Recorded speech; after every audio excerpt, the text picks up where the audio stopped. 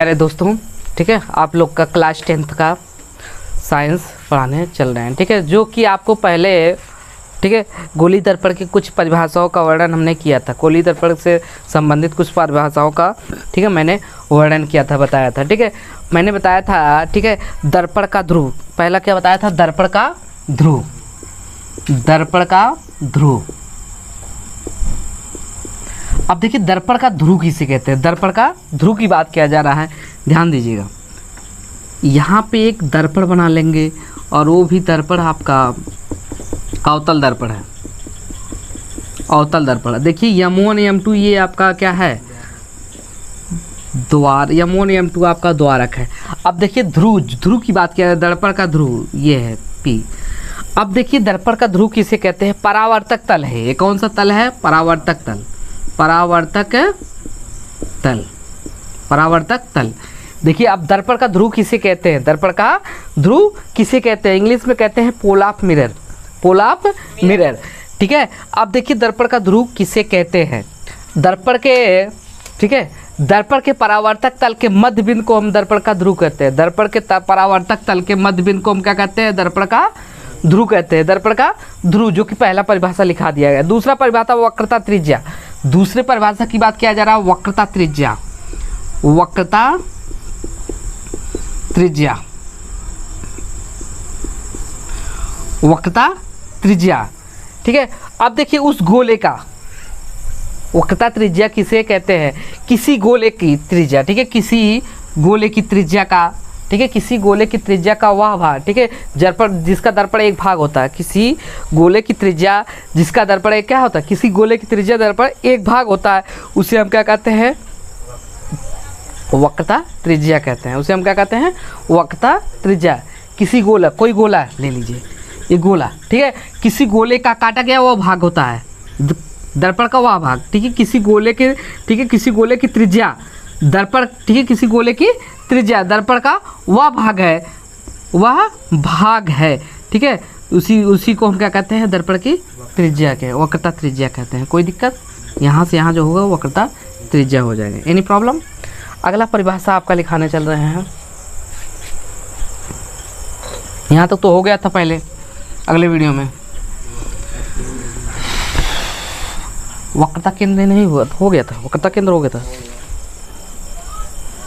वक्रता केंद्र हो गया, वक्रता त्रिज्या भी हो गया, वक्रता केंद्र भी हो गया। हाँ, वक्रता केंद्र किसी गोली दर्पण के, किसी गोले के, ठीक है, का केंद्र, उस दर्पण का क्या होता है? भाग होता है, उसे हम क्या कहते हैं? दर्पण का केंद्र कहते हैं। Any problem? अब देखिए आपका मुख्य अक्ष किसे कहते हैं? Principle of axis.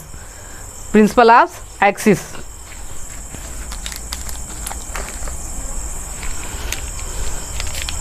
मुख्य अक्ष की बात किया जा रहा है। तीसरा है मुख्य अक्ष।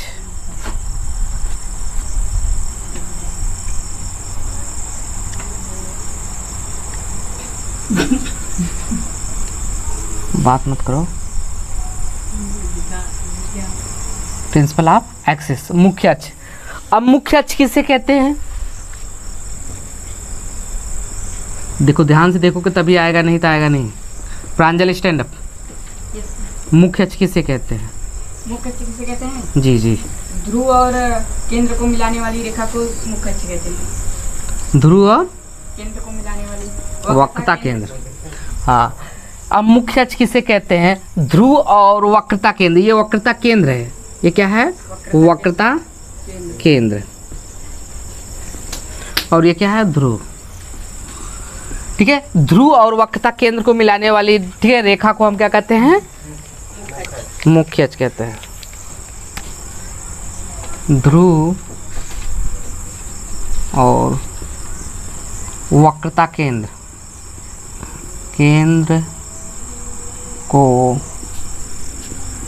मिलाने वाली रेखा को, ध्रुव और वक्रता केंद्र को मिलाने वाली रेखा को मुख्य अक्ष कहते हैं। मुख्य अक्ष कहते हैं। ध्रुव और वक्रता केंद्र को मिलाने वाली रेखा को हम मुख्य अक्ष कहते हैं। अब देखिए मुख्य फोकस किसे कहते हैं। अगला है मुख्य फोकस। मुख्य फोकस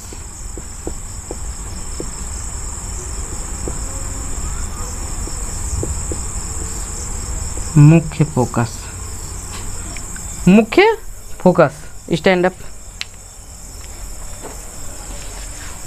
मुख्य फोकस को इंग्लिश में क्या कहते हैं?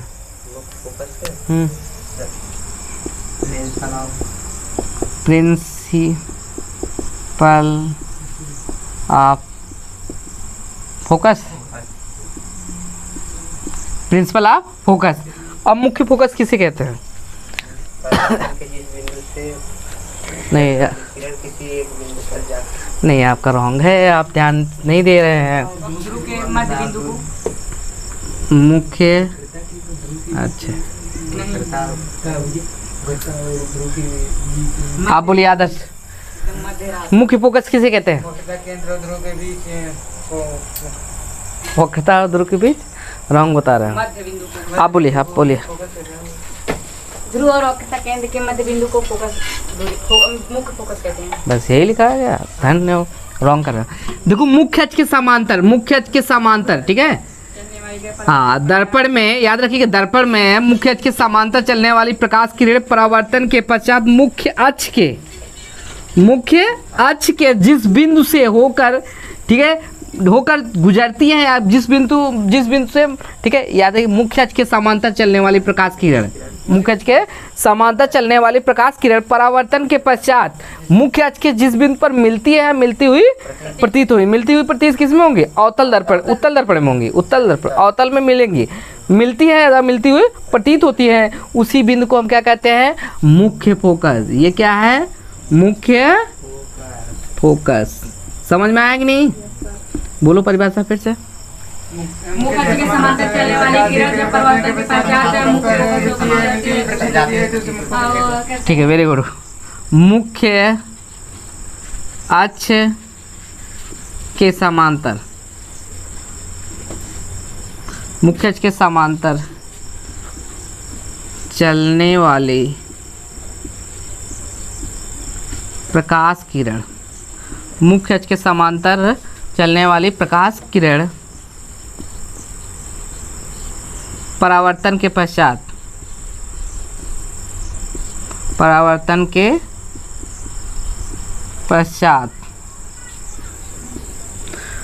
मुख्य अक्ष के समांतर चलने वाली प्रकाश किरण परावर्तन के पश्चात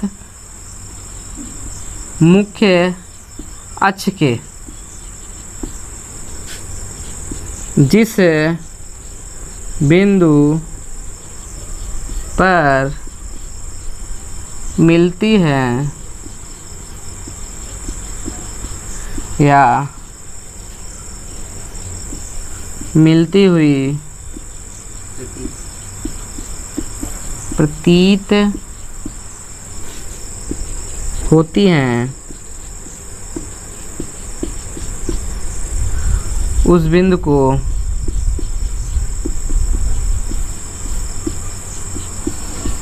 मुख्य फोकस कहते हैं। मुख्य फोकस कहते हैं।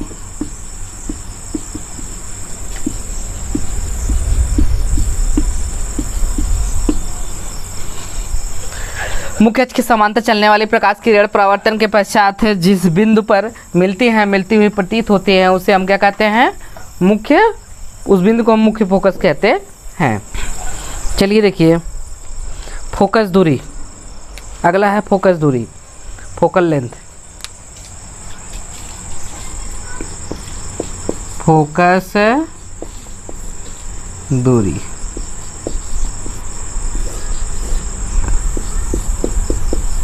Focal length. अब फोकल लेंथ यानी फोकस दूरी किसे कहते हैं? अब याद रखिए, फोकस दूरी किसे कहते हैं? ध्रुव और फोकस के बीच की दूरी को हम फोकस की दूरी कहते हैं। इसे हम एफ से प्रदर्शित करते हैं। किससे प्रदर्शित करते हैं? एफ से। यहाँ लिखिएगा ध्रुव और फोकस के बीच की ध्रुव और फोकस के बीच की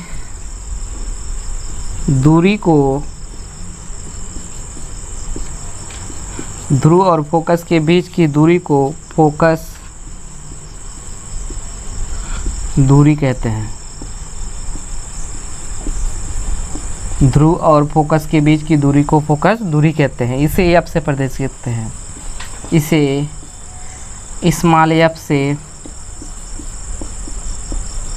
प्रदर्शित करते हैं। इसे स्मॉल एफ से प्रदर्शित करते हैं। स्मॉल एफ से प्रदर्शित करते हैं। यही है यहाँ से यहाँ के बीच की दूरी।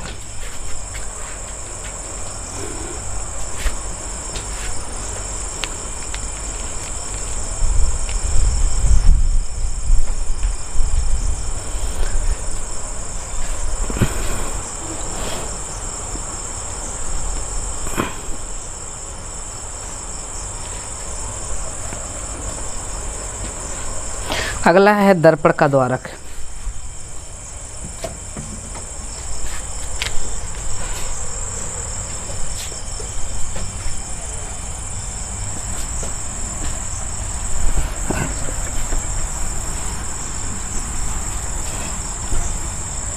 देख लीजिए पहले दर्पण का द्वारक। दर्पण का द्वारक, दर्पण के द्वारक की बात किया जा रहा है तो इसको इंग्लिश में क्या कहेंगे? Aperture of mirror. Aperture of mirror. दर्पण का द्वारक, दर्पण का जो द्वारक है यही है M1 और M2। M1 M2 क्या है? द्वारक है। क्या है? द्वारक है। यानी परावर्तक तल के व्यास को हम क्या कहते हैं? दर्पण का द्वारक। परावर्तक तल के व्यास को हम क्या कहते हैं? दर्पण का द्वारक कहते हैं। इसे हम किससे प्रदर्शित करते हैं? M1 M2 से। यहाँ लिख लीजिएगा, मिटा दिया जा रहा है। देखो यही है दर्पण का द्वारक। परावर्तक तल के व्यास को हम क्या कहते हैं? दर्पण का द्वारक कहते हैं।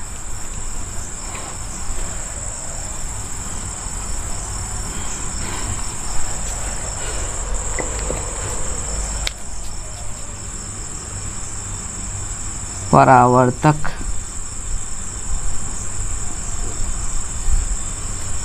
तल के व्यास को, परावर्तक तल के व्यास को दर्पण का द्वारक कहते हैं। दर्पण का द्वारक कहते हैं। इसे M1 M2 से प्रदर्शित करते हैं।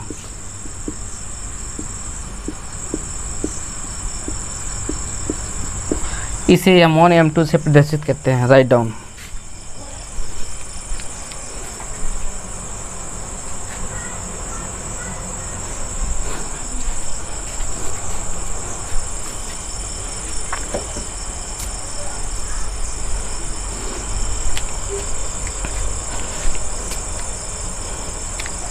हो गया?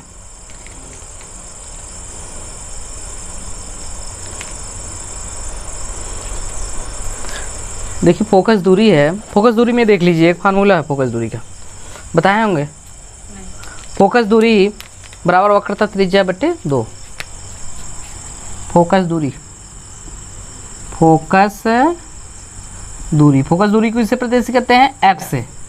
फोकस दूरी बराबर वक्रता त्रिज्या, वक्रता त्रिज्या, वक्रता त्रिज्या किसे के प्रति? R से बटे 2। यही फार्मूला होता है। देख रहे हो ना? इसको 60 में लिख सकते हो। तो यहाँ पे लिख दे रहा है F बराबर R/2, ये लिख सकते हो। ठीक है, फोकस दूरी का फार्मूला है। Write down. इसी पे सवाल देखिए, इसी पे सवाल बोल रहे हैं।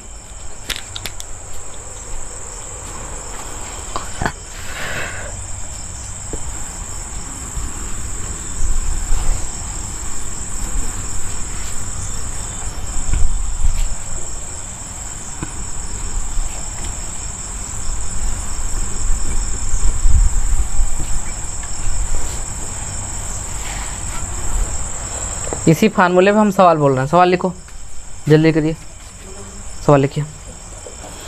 एक अवतल दर्पण की त्रिज्या, एक अवतल दर्पण की वक्रता त्रिज्या। आप लोग भी पेन कापी लेके लिखना शुरू कर दीजिए। एक अवतल दर्पण की वक्रता त्रिज्या 50 सेमी है।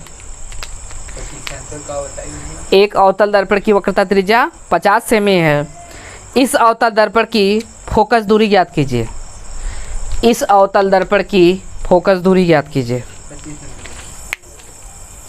इस अवतल दर्पण की फोकस दूरी ज्ञात कीजिए। इस अवतल दर्पण की फोकस दूरी ज्ञात कीजिए। कितना आएगा? अभी रॉन्ग बता रहे हो बालक, ध्यान दीजिएगा। ये बात किया जा रहा है अवतल दर्पण। किसकी बात किया जा रहा है? अवतल दर्पण। समझने की कोशिश करिएगा, ये अवतल दर्पण है।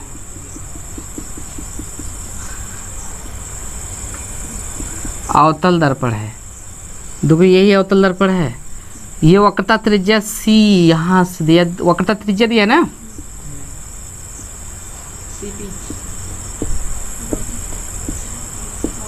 हाँ क्या बोले हैं?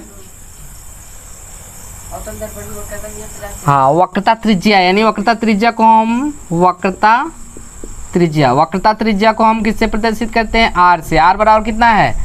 50। लेकिन याद रखिएगा 50 नहीं लिखेंगे, इधर देखो 50 नहीं लिखेंगे, -50 लिखेंगे। क्यों? क्योंकि याद रखना, चिन्ह पर पाटी पढ़े हो कि नहीं? चिन्ह पर पाटी, चिन्ह पर पाटी में याद रखिएगा, ये याद रखिएगा यक्स डैश वाई और वाई डैश। अब जैसे आप बाएं जाएंगे -1 होता है, -2 होता है, -3 होता है। इधर पॉजिटिव 1 2 3 देख रहे हो ना? तो याद रखिएगा, इधर देखो पोल क्या बाएं साइड पोल यानी 0 पे है। पोल क्या है? मूल बिंदु है, 0 पॉइंट पे है। इधर जाएंगे तो माइनस में होगा। क्या होगा? माइनस में। अब देखिए जितनी दूरी होगी अवतल दर्पण में सब माइनस में होगी। केवल एक स्थिति आएगी, छठवीं स्थिति आएगी, जब आभा का आभासी बनेगा। जब वस्तु क्या होगा? प्रतिबिंब आभासी बनेगा, वहाँ पे आपका फोकस दूरी, वहाँ पे जो आपका प्रतिबिंब की दूरी आएगा वो प्लस में आएगा और सब निगेटिव आएगा अवतल दर्पण। इधर देखो, इसलिए क्या है? त्रिज्या हम इधर बाएं ले रहे हैं, यहाँ से यहाँ ले रहे हैं, तो यहाँ से यहाँ की दूरी कितनी है? -50 होगा ना। चिन्ह पर पाटी माइनस दिखाता है डायरेक्शन, ठीक है? माइनस क्या होता है? 50 हो जाएगा। तो आपका पूछा है फोकस दूरी, क्या पूछा है? फोकस दूरी यप बराबर R/2। यप का मान रखिए, R का मान रखिए -50 बटे कितना होगा? 2। आपका आ जाएगा, कितना आ जाएगा? F बराबर क्या होगा? -25 सेमी। माइनस कितना होगा? 25 सेमी। इधर देखो, लेकिन आंसर में लिखेंगे पॉजिटिव लिखेंगे, याद रखिएगा। आंसर जब भी होता है चिन्ह पर पाटी माइनस नहीं लिया जाएगा, आंसर पर +2 सेमी इतना दिया रहेगा, 25 सेमी। कोई दिक्कत? क्योंकि ये डायरेक्शन दिखाएगा केवल। माइनस क्या करता है? चिन्ह पर पाटी की डायरेक्शन दिखाएगा। ये अवतल दर्पण बन रहा है कि उत्तल दर्पण है? ठीक है, हाँ 25 सेमी। अब जानना जरूरी है ना कैसे माइनस कहाँ प्लस आया। अगला लिख लीजिए, उसको लगा के दिखाइएगा और आप लोग की कमेंट बॉक्स में सॉल्व करके कमेंट कर दीजिएगा। कॉपी पेन लेके लिखना शुरू कर दीजिए। देखिए, एक उत्तल दर्पण की फोकस दूरी 15 सेमी है। एक उत्तल दर्पण की फोकस दूरी 15 सेमी है।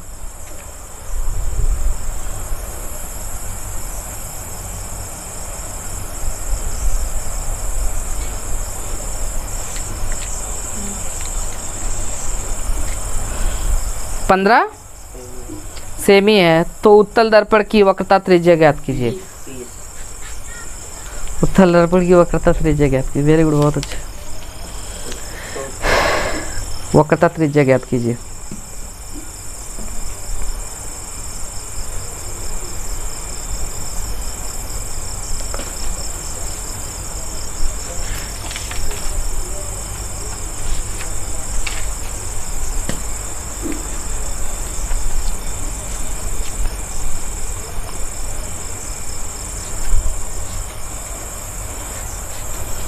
अब अगला हेडिंग डालिए। यहाँ तक हो गया ना। देखिए ये इमेज तो जानते ही हो, इमेज प्रतिबिंब। प्रतिबिंब किसे कहते हैं? जब हम किसी दर्पण के सामने किसी वस्तु को रखते हैं तो उसका क्या होता है, उस दर्पण में क्या होता है, आकृति बनती है। तो उसी आकृति को हम क्या कहते हैं?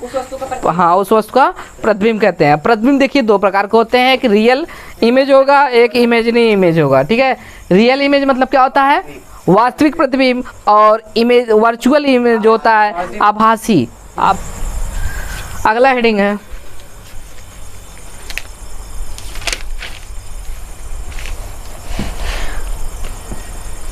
गोली दर्पण द्वारा प्रतिबिंब बनना।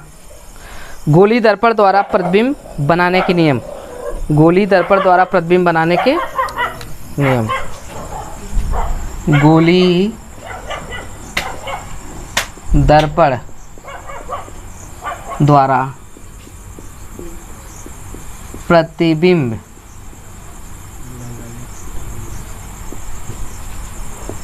बनाने के नियम। ये गोली दर्पण द्वारा प्रतिबिंब बनाने के नियम कितने नियम हैं? गोली दर्पण द्वारा प्रतिबिंब बनाने के 3 नियम है। कितने नियम हैं? 3 नियम। कितने नियम हैं? 3 नियम। हाँ, केवल 2 नियमों का प्रयोग करके हम क्या करते हैं इसका? हाँ, इस प्रतिबिंब दर्पण बना दे। केवल 2 नियमों का प्रयोग करके हम दर्पण, ठीक है, प्रतिबिंब बना सकते हैं दर्पण में। ठीक है, हाँ वही स्थिति प्रतिबिंब बनाना एक ही है। कुछ भी मतलब हमारी भी बात है। चलिए लिख लीजिए, गोली दर्पण द्वारा प्रतिबिंब बनाने के नियम। इसके 3 नियम होते हैं। इसके 3 नियम होते हैं। इसके 3 नियम होते हैं। पहला नियम, पहला नियम, ध्यान दो, पहला नियम, पहला नियम, पहले नियम में याद रखें फिगर बना रहे हैं हम।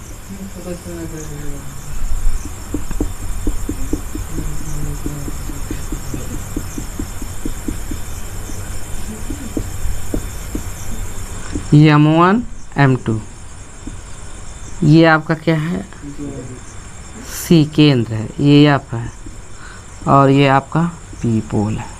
अब देखिए पहला नियम यही है, मुख्य अक्ष के, ये मुख्य अक्ष है, बात मत करो, मुख्य अक्ष, देखो मुख्य अक्ष के समांतर चलने वाली किरण, मुख्य अक्ष के समांतर चलने वाली किरण परावर्तन के पश्चात मुख्य फोकस से होकर गुजर जाती है। मुख्य अक्ष के समांतर चलने वाली किरण परावर्तन के पश्चात मुख्य फोकस से होकर क्या होती हैं, गुजर जाती हैं। पहला नियम यही है। ठीक है, मुख्य अक्ष के समांतर चलने वाली किरण परावर्तन के पश्चात मुख्य फोकस से होकर गुजर जाती है, यही पहला नियम है, लिख लीजिएगा। ठीक है, पहला नियम यही है, मुख्य अक्ष के समांतर चलने वाली किरण परावर्तन के पश्चात मुख्य फोकस से होकर गुजर जाती है, मुख्य फोकस से होकर गुजर जाती है। दूसरा है दूसरा नियम, ध्यान दीजिएगा, अगर दूसरे नियम की बात किया जा रहा है तो दूसरा नियम ध्यान नहीं दे रहे हो तो नहीं आएगा भाई, तो बाद में मत कहना कि सर बताए नहीं थे।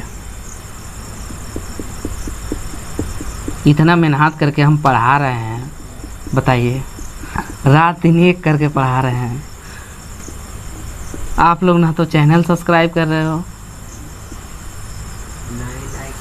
ना ही लाइक कर रहे हो, ना ही सब्सक्राइब एंड कमेंट कर रहे हो। चलो देखो इधर, सी मत करो, कोई बात नहीं, लेकिन लास्ट में कर देना ना। चलिए देखिए, ये आपका सी है, याद रखिए। पहला हमने बताया था मुख्य अक्ष के समांतर चलने वाली किरण परावर्तन के पश्चात मुख्य फोकस से होकर गुजर जाती है, पहला ये बताया था। दूसरा ये बताया है, मुख्य फोकस से होकर जाने वाली किरण, मुख्य फोकस से होकर जाने वाली किरण परावर्तन के पश्चात मुख्य अक्ष के समांतर हो जाती है। मुख्य फोकस से होकर गुजरने वाली किरण परावर्तन के पश्चात मुख्य अक्ष के समांतर हो जाती है। देखिए तीसरा नियम, तीसरा नियम, थर्ड लॉ। देखिए तीसरा नियम, ध्यान दीजिएगा,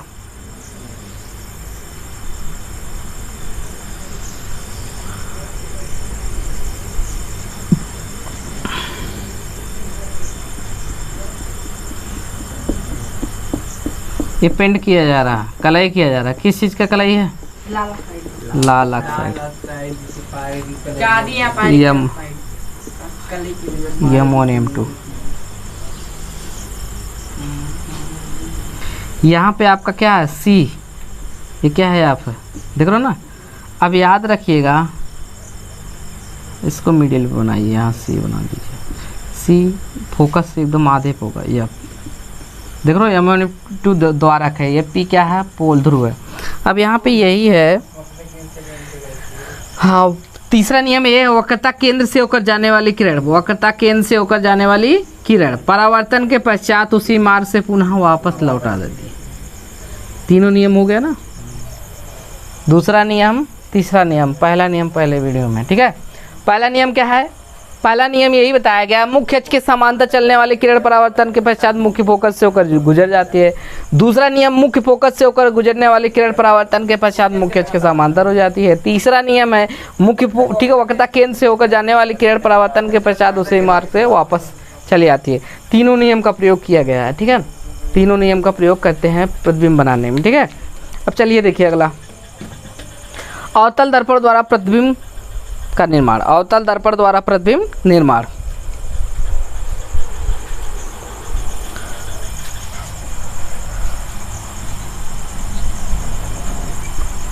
कितनी स्थितियां हैं? 6 स्थितियां। हाँ, अवतल में 3 हैं। अवतल अवतल में 3 हैं। 6 हैं। 3 का नियम 3 थे, केवल प्रतिबिंब बनाने के केवल नियम 3 हैं और स्थितियां अवतल दर्पण में 6 स्थितियां बनेंगी। अवतल दर्पण द्वारा प्रतिबिंब निर्माण। अवतल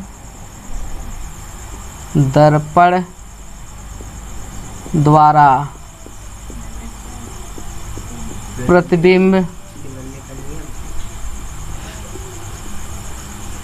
निर्माण, वही प्रतिबिंब बनना। अवतल दर्पण द्वारा प्रतिबिंब कितनी स्थितियां हैं? 6। हाँ, 6 स्थितियां हैं।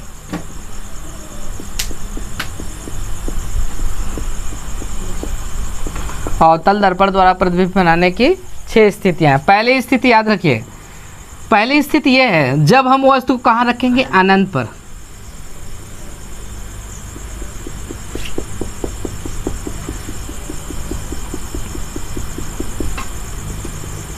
ये अमोनियम 2, कापी कलम लेके बैठिएगा वरना आपको समझ में नहीं आएगा। सी भैया देख रहे हो ना। और यहाँ पे कोई वस्तु अनंत पे रख रहे हैं, अनंत पे यहाँ पे ओ डैश, वस्तु क्या है? ओ डैश लिख लेना, मेरे हेडिंग डाल देना। जब वस्तु अनंत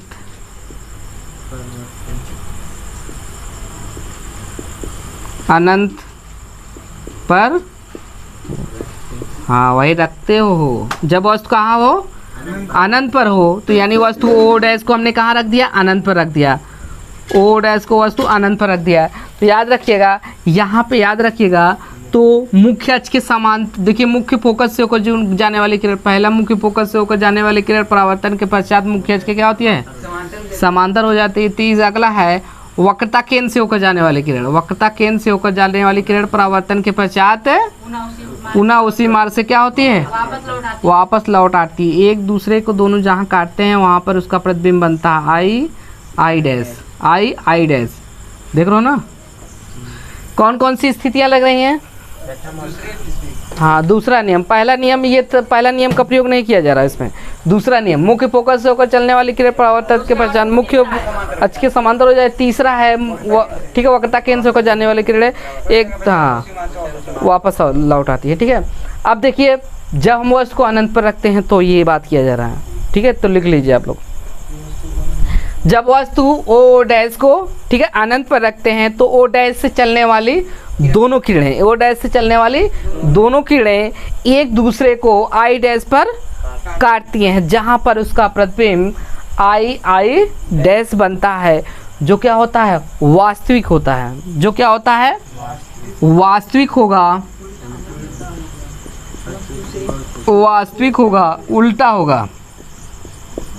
वास्तविक होगा उल्टा होगा, वश से बहुत छोटा होगा, वश से बहुत छोटा, वश से बहुत छोटा होगा तथा मुख्य फोकस पर बनेगा, मुख्य फोकस पर बनेगा। कोई दिक्कत? Any problem? Write down. दूसरा लिख लीजिए, जब वस्तु कहाँ रखते हैं? जब वस्तु अनंत और वक्रता केंद्र के बीच में रखते हैं, और वक्रता केंद्र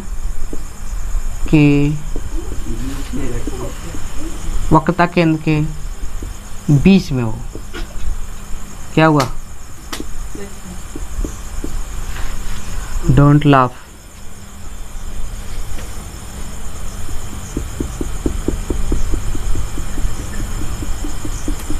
देख रहे हो ना, ये M1 M2 याद होना चाहिए। ये आपका क्या है? C वक्रता केंद्र है, ये फोकस है और ये पोल है। अब देखिए इसमें याद रखना, हम यहाँ पे रख रहे हैं वक्रता केंद्र और अनंत के बीच में रख रहे हैं वस्तु। वस्तु क्या नाम है? O dash. तो इसमें कौन सा नियम लगेगा? पहला नियम, वो वक्र, ठीक, O डैश से चलने वाली पहली किरण परावर्तन के पश्चात मुख्य फोकस से होकर गुजर जाती है। हो गया ना? दूसरा है वक्रता केंद्र से होकर जाने वाली किरण, जरा इसको बड़ा बना दीजिएगा, ठीक है। वक्रता केंद्र से होकर जाने वाली, वक्रता केंद्र से होकर जाने वाली किरण परावर्तन के पश्चात उसी मार्ग से पुनः वापस लौट आती है। उसी मार्ग से पुनः क्या होती है? वापस और लौट आती है। एक दूसरे को ये कहाँ काटते हैं? आई डैश पर, आई डैश पर, जहाँ पर इसका प्रतिबिंब आई डैश बनता है, ठीक है। जहाँ पर इसका प्रतिबिंब आई डैश बनेगा। ये कैसा होगा? देखिए उल्टा होगा, आवासी नहीं होगा, वास्तविक होगा। उल्टा वास्तविक, उल्टा होगा, वास्तविक होगा, वश से छोटा होगा, वश से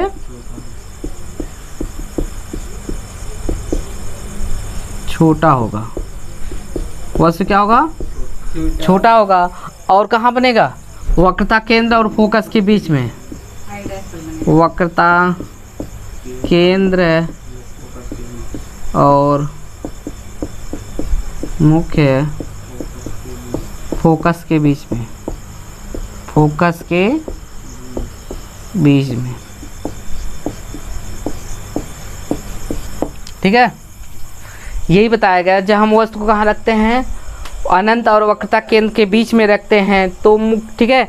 तो याद रखिए, ऐसे लिखिएगा, जब वस्तु को वक्रता केंद्र और अनंत के बीच में रखते हैं तो O डैश से चलने वाली दोनों किरणें, O डैश से चलने वाली दोनों किरणें एक दूसरे को I डैश पर काटती हैं, जहां पर उसका प्रतिबिंब आई डैश बनता है, जो कि वास्तविक होता है, उल्टा होता है और वह से क्या होता है?